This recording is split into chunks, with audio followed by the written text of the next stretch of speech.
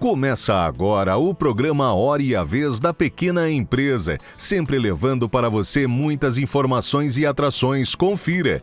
O consultor Sebastião Oliveira explicando a necessidade das empresas investirem em pessoas, além de maquinário e tecnologia. O advogado Marcos Tavares Leite falando sobre a regulamentação pelo Ministério da Fazenda de negociação de modalidades de dívidas tributárias.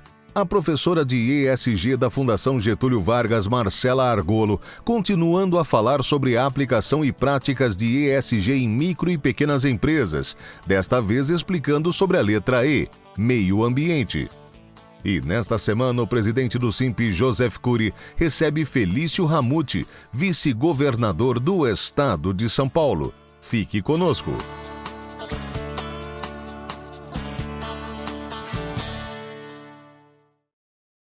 O Ministério da Fazenda está regulamentando a negociação para a regularização de modalidades de dívidas tributárias, voltada a pessoas físicas e jurídicas. Fique atento às explicações do advogado Marcos Tavares Leite.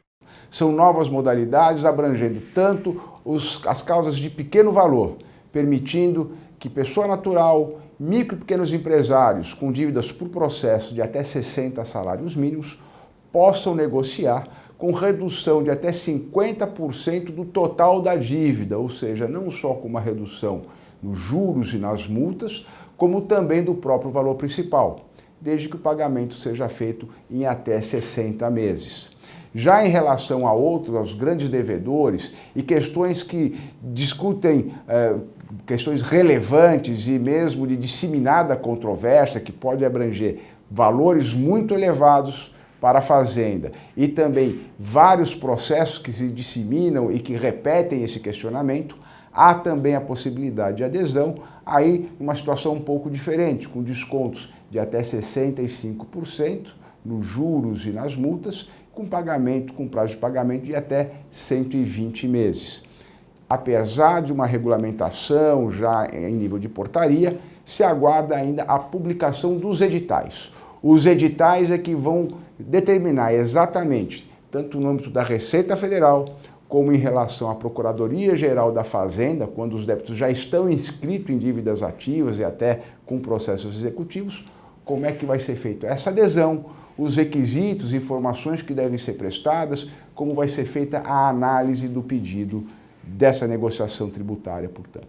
É uma nova oportunidade, tanto para os pequenos negócios, como para as questões mais controvertidas e muito disseminadas, para que se possa trazer a formalidade. Arrecadação à Fazenda, formalização das empresas, regularização para todas as empresas, fazendo com que o empresário da micro, da pequena, da média, até mesmo da grande, possa se dedicar à sua atividade produtiva e não à burocracia tributária.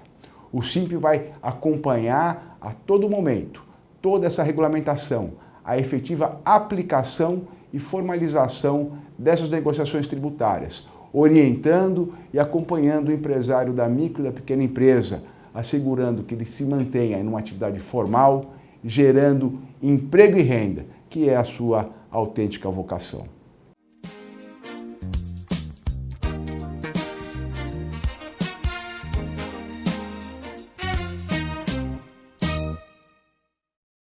Dando sequência ao programa de ESG em micro e pequenas empresas, vamos falar hoje sobre a letra E, que em inglês refere-se a environmental, e aqui em português, no Brasil, meio ambiente, área ambiental, ou seja, quais são as ações que faremos dentro da nossa organização, visando o melhor meio ambiente em que a gente vive. Um dos pontos muito interessantes é: será que sua empresa, será que a sua indústria comporta colocação de placas solares? Ou seja, quais são as formas diferenciadas que podemos ter em relação à energia dentro da organização, em especial no nosso processo produtivo, se você é uma empresa, uma indústria voltada para produção, para uma fábrica. Afinal de contas, uma fábrica demanda um grande gasto, um grande consumo energético, não só energético, como também um consumo de água. E olhando para a água, o grande ponto é como reduzir o consumo de água, tanto no seu processo produtivo, como também o uso externo do seu dia a dia, da água do dia a dia dentro da organização. Um outro ponto extremamente importante é como fazer para trabalhar toda a redução e a destinação correta do lixo que a sua empresa produz. Um ponto importante é qual é a matéria-prima usada no seu insumo. O seu insumo ele é proveniente de algo natural ou de algo sintético. Afinal de contas, se for proveniente de algo sintético, é mais difícil você recolocar esse insumo dentro do meio ambiente através da decomposição. Outro ponto é como você destina o seu produto, o seu lixo, o seu refúgio final. A melhor ideia é como você pode introduzir esse resíduo final em uma outra cadeia de produção. Isso que a gente chama de cadeias produtivas regenerativas em um grande ecossistema. Isso é um trabalho de economia circular inteligente. Outro ponto é, você já pensou em como você destina a embalagem do seu produto? Isso é extremamente importante. Afinal de contas, quando a gente pensa no produto, a gente também tem que pensar no destino final, em como você vai dar o destino adequado para a embalagem também do seu produto. Hoje a gente olha embalagens extremamente inteligentes. A gente tem papéis biodegradáveis, a gente tem embalagens biodegradáveis, a gente tem um papel que se chama papel semente, que você, ao utilizar a embalagem, você pode enterrar em um solo fértil, que germina-se, então, algumas sementes. Então, isso dessa maneira você também trabalha toda a regeneração desse ecossistema. Então, hoje a gente tem que pensar em como a gente destina o lixo. Existem uma série de pontos extremamente importantes que a gente tem que olhar para esse lado ambiental. Afinal de contas, a gente não tem que olhar só o produto, mas também como essa embalagem é destinada. Eu espero que você tenha gostado desse programa dividido em 3 mini programas sobre ESG e conte comigo se você tiver qualquer dúvida em como implementar isso de maneira efetiva dentro das suas organizações. Obrigada!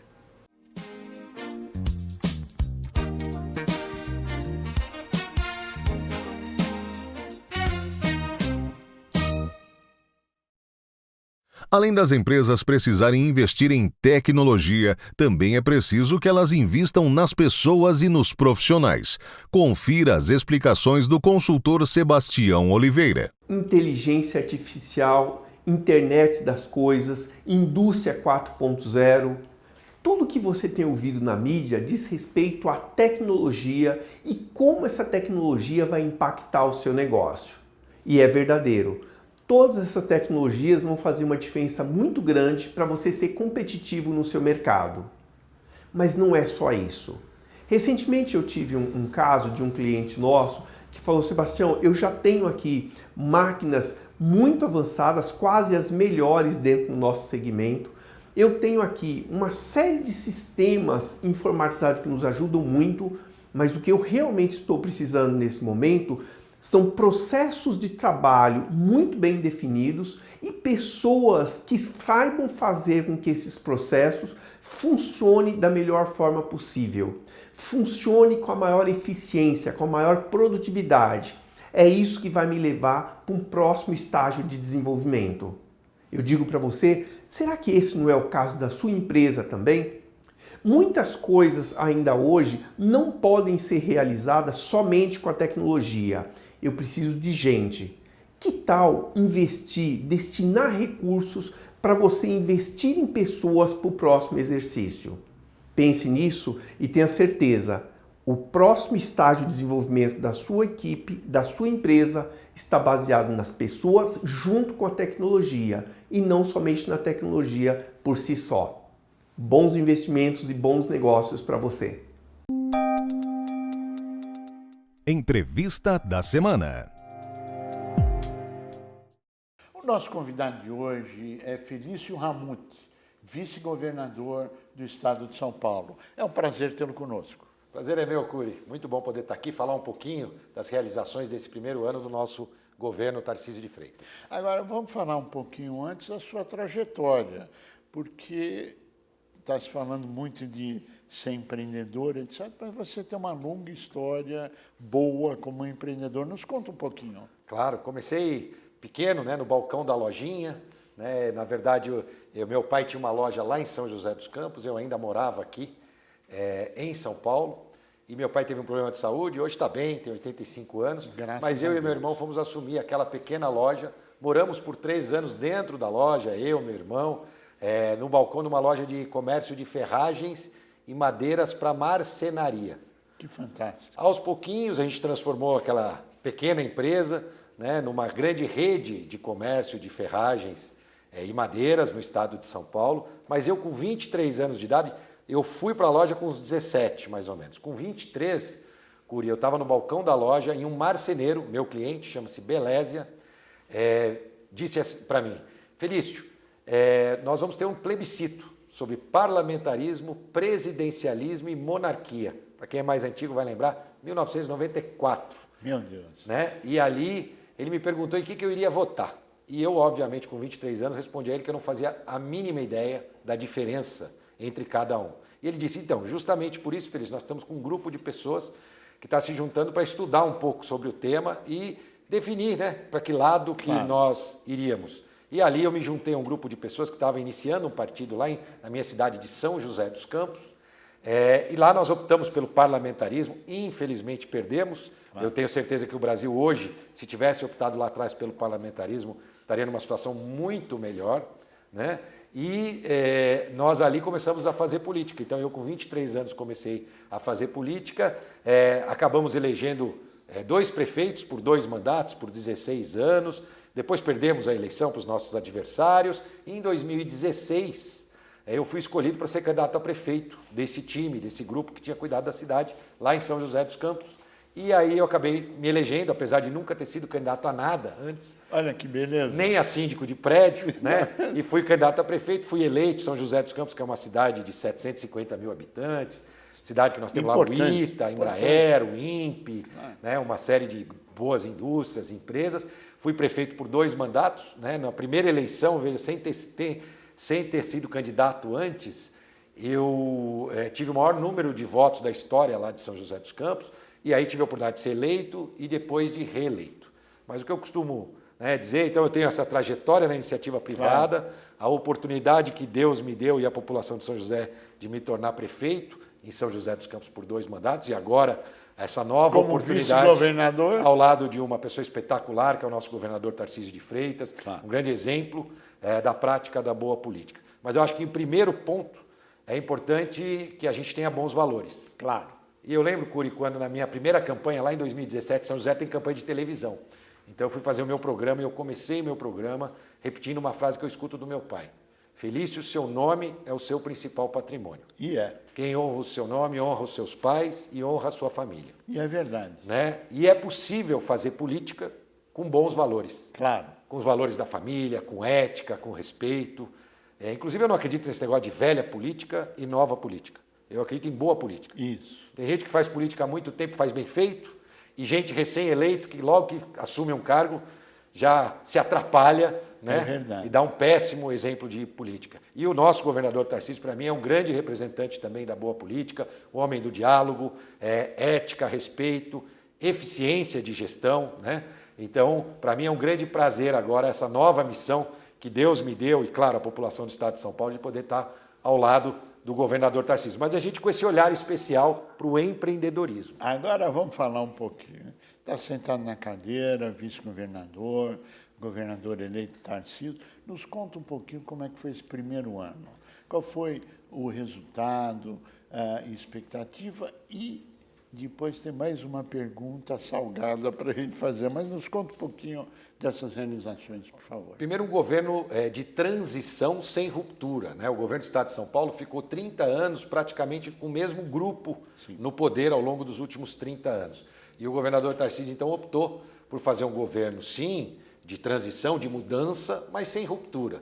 Reconhecendo, inclusive, aquilo que a gente tinha de positivo nas outras gestões e melhorando e ampliando. É o estilo do governador. Inclusive... Maturidade. Exato. Foi maturidade. E também deixar a vaidade de lado. Não. Infelizmente, nesse mundo político tem muita também vaidade envolvida.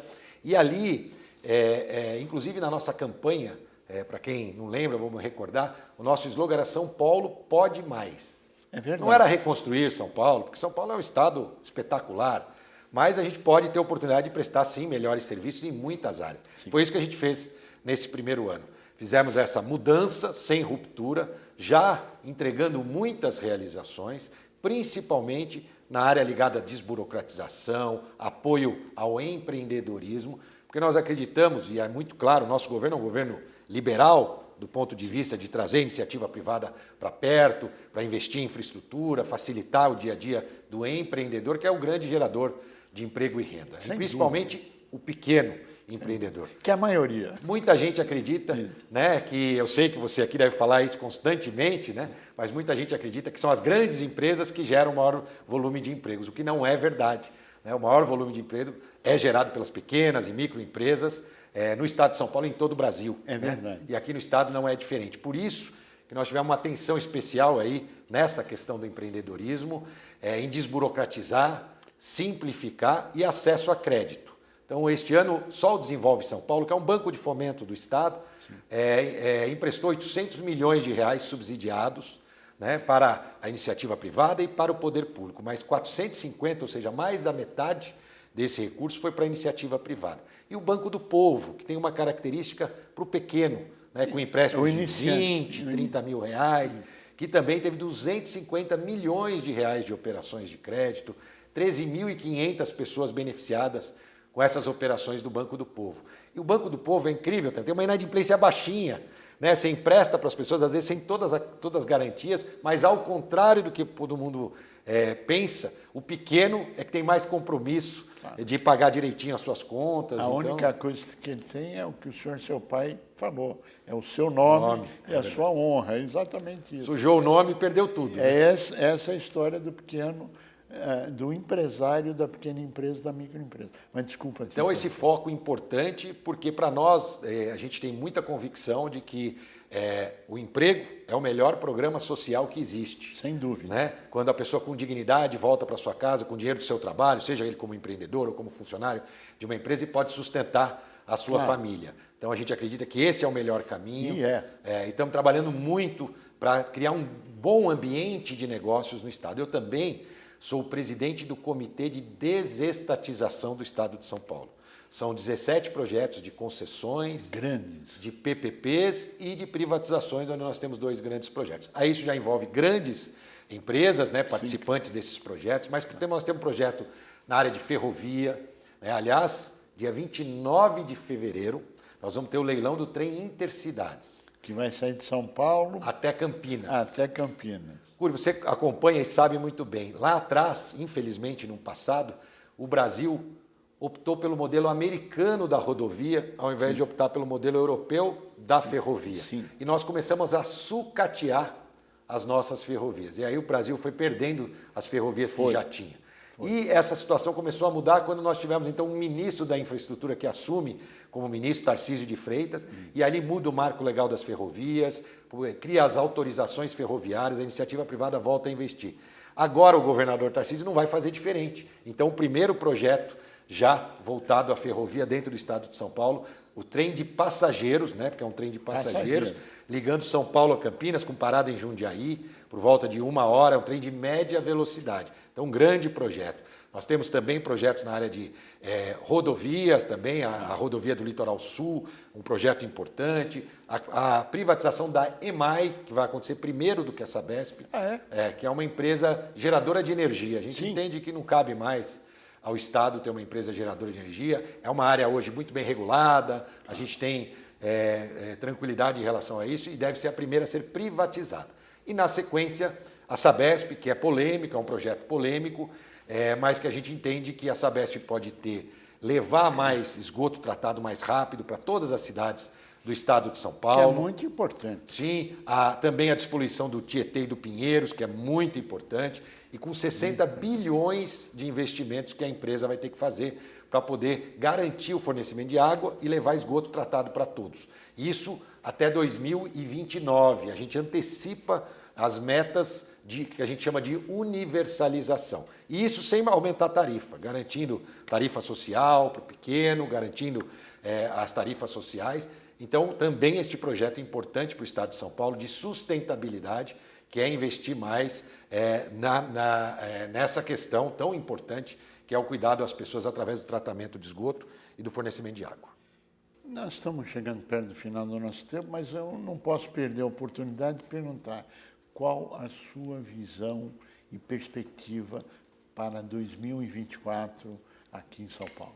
Olha, melhor possível, né? Na cidade de São Paulo e no estado de São Paulo, o que a gente percebe através desse primeiro ano é que a gente conseguiu realizar um ano de proximidade com os prefeitos, né? Uma união desse trabalho, porque é importante que o governo do estado esteja próximo para os prefeitos. Também uma relação republicana com o governo federal, ainda que com posições ideológicas distintas, visões completamente diferentes. Isso não significa que não deve haver o diálogo. Infelizmente, as últimas eleições, nós tivemos uma polarização e um radicalismo, né, político. É isso que a gente deve combater com boas práticas, o olho no olho, isso que eu chamo de boa política. Claro. Né? E o governador Tarcísio tem mostrado isso. Temos um projeto do túnel Santos-Guarujá em parceria com o governo federal, né? Importante dizer. E o projeto tem Intercidades, onde a gente tem recursos do BNDES também. Então é possível ter bom diálogo e com os prefeitos é fundamental para a gente poder investir bem o dinheiro do Estado e fazer com que esse dinheiro se reverta em melhores serviços. Essa é a nossa missão como gestor. Para a gente finalizar, sua mensagem final, por favor. Bom, na verdade, agradecer à população do Estado de São Paulo pela confiança ao longo desse primeiro ano de gestão Tarcísio e Felício, dizer que nós estamos muito motivados nessa construção de um Estado cada vez melhor, você possa reunir a sua família e junto com a família você possa se preparar para esse ano novo que vem pela frente, o 2024, que eu tenho certeza vai ser muito exitoso para nós à frente do governo do Estado de São Paulo e principalmente para o cidadão do Estado de São Paulo. Juntos, nós vamos continuar construindo cidade, o Estado e o país dos nossos sonhos. Que Deus abençoe a todos nós.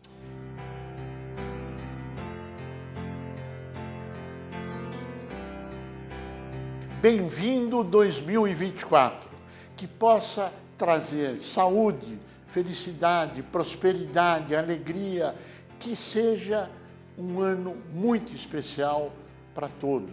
Bem-vindo 2024. São 35 anos de Simp, 22 de programa Hora e a Vez da Pequena Empresa, 10 anos de pesquisa Simp estadual e 18 meses de pesquisa Simp nacional, com mais de 170 indicadores econômicos e sociais. Ao longo desses anos, o Simp sempre esteve lutando pelos direitos das micro e pequenas indústrias e nessas batalhas conseguiu várias conquistas. Por exemplo, no programa de TV alcançamos números expressivos em 2 redes nacionais, Rede TV e Rede Vida, em 49 TVs comunitárias e acompanhado por mais de 52 países. Crescimento na visualização das mídias digitais nos últimos 6 meses em mais de 1000%. Sempre ao lado do empresário, o Simp participou da criação e elaboração do MEI. Esteve presente na reforma tributária, com a inclusão e manutenção do Simples Nacional como sistema tributário para micro e pequena empresa. A manutenção do Simples e aumento do teto. E, aliás, foi a nossa conversa essa semana com Bernardo Api, que prometeu a manutenção do Simples. Vários parlamentares prometeram a manutenção do Simples. Presente também no Conselho do Banco do Povo e convidado pelo presidente da República para participar do Conselho de Desenvolvimento Econômico e Social com importante atuação. O Simp estabeleceu convenções coletivas com diversos sindicatos de trabalhadores para regular sua relação entre seus representados, micro e pequena e seus trabalhadores. Além da participação nas frentes parlamentares estadual e nacional, tal como parcerias na Prefeitura Municipal e no Governo do Estado de São Paulo. Apoio, elaboração na lei e implantação do Fórum Permanente da Micro e Pequena Empresa. Isso sem falar na Captar.net, uma plataforma que respira tecnologia. O Hub Simp, onde você encontra quem soluciona os seus problemas. E o Clube Simp Vantagens, onde você tem acesso a cupons de descontos em mais de 300 marcas. Essas são algumas de nossas vitórias e conquistas. Tudo isso para você que reconhece e aprova o Simp. Pesquisa presencial Datafolha de junho de 2023 aponta que 18 milhões de pessoas acima de 16 anos conhecem o Simp e 96% dos que conhecem o Simp avaliam a entidade como importante para a representação e defesa das micro e pequenas indústrias. O Simp cresceu e existe porque você existe, empresário da micro e pequena indústria. Juntos somos mais fortes. Obrigado. Simp, 35 anos ao seu lado.